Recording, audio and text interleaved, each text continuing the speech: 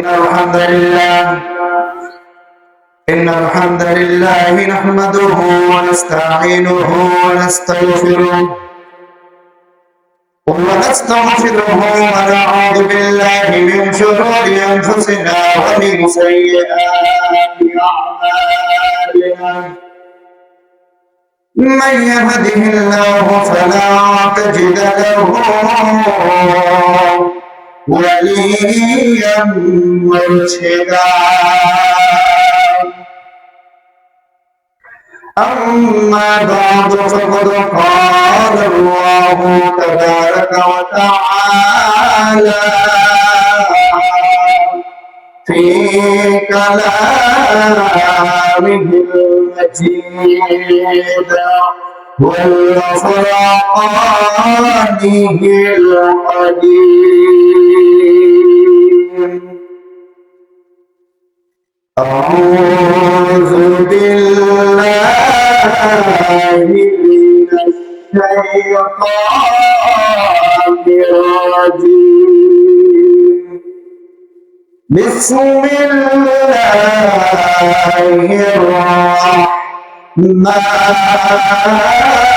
الرحمن الرحيم. لن ينال الله لحومها ولا دماؤها ولكن يناله التقوى منكم. وقال تعالى أيضا إنا أعطيناك الكوثر فصل لربك وانحر. صدق الله العظيم وصدق رسوله النبي الأمين ونحن على ذلك من الشاهدين.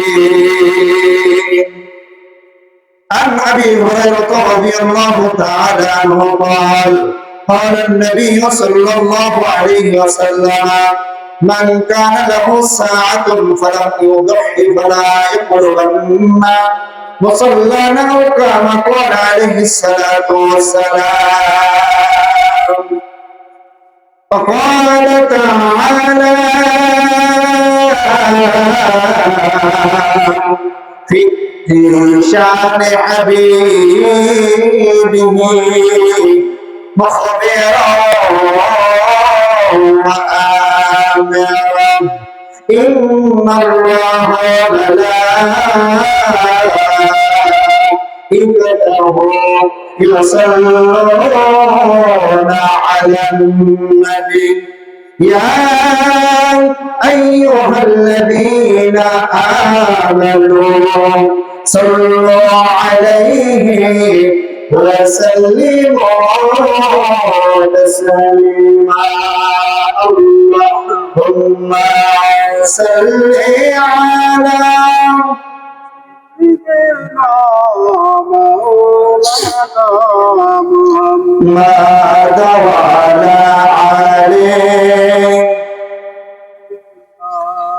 مولانا. একটু জবানটা খুলে দুরূদ পড়ি। আল্লাহুম্মা সাল্লি আলা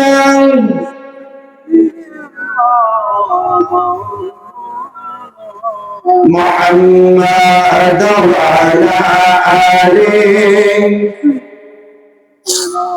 মাওলানা।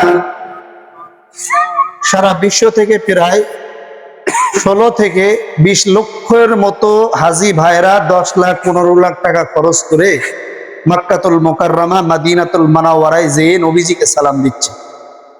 আমাদেরকে আল্লাহ পাক একবারে বঞ্চিত করে নাই। আমরা সেই বরকতময় সময়ে নবীজির শানে দুরূদ পড়ার সুযোগ আল্লাহ দিয়েছে, জবান দিয়েছে। এটা স্বাভাবিক কোনো ব্যাপার না। যেই নবীর নাম স্মরণ করলে আল্লাহ গুনাহ মাফ করে দেয়। সুবহানাল্লাহ বলে। নিজের জীবনের গুনাহ আল্লাহ মাফ করে দেয়।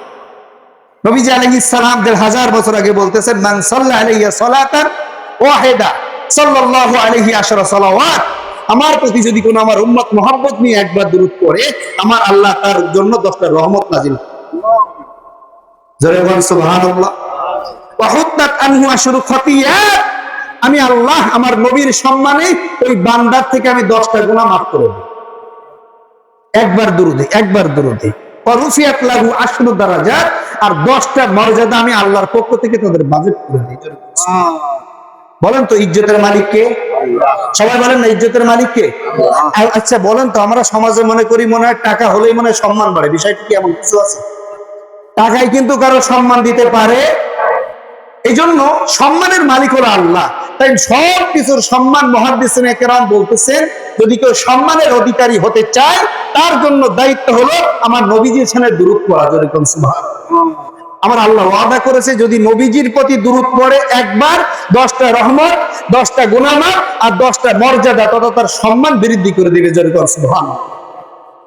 আমার ভাইরা, এই জন্য আসুন সব মনের ভেদাভেদ ভুলে যে নবীজির রওজা, সবুজ গম্বুজ, হাজী ভাইরা যারা গিয়েছে তারা ওখানে যেই সর্বপ্রথম নবীজির রওজার ওই সবুজ যখন গম্বুজটা চোখের মধ্যে এসে যায়, তারা আর চোখের পানি ধরে রাখতে পারে না।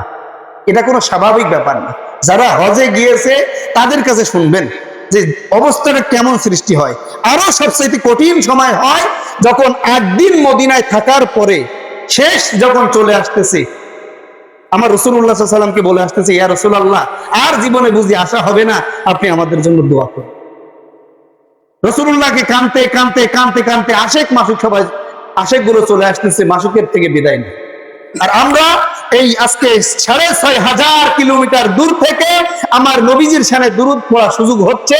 নবীজি বলেন, যে ব্যক্তি আমার প্রতি দুরূদ পড়তেছে তার নাম, তার বাবার নাম, তার দাদার নাম, সে কোন স্থান থেকে দুরূদ পড়তেছে, আমি নবীজি আমার কাছে সব ঠিকানাটুকু উঠিয়ে দেওয়া হচ্ছে। জোরে বলুন সুবহানাল্লাহ। তাহলে কি আমরা বঞ্চিত হয়েছি? আমরা বঞ্চিত হই নাই। আসুন না সকলে মন খুলে জীবনকে উজাড় করে দিয়ে একটু দুরূদ পড়ি। আল্লাহুম্মা সাল্লি আলা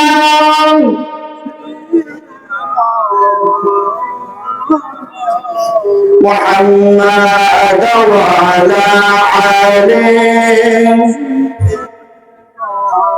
মাওলানা। উড়ে যাও রে বাংলার হাওয়া, উড়ে যাও রে বাংলার হাওয়া, উড়ে যাও রে মদিনায়, মোদের সালাম পৌঁছে দিও আমাদের নবীজির রওজা।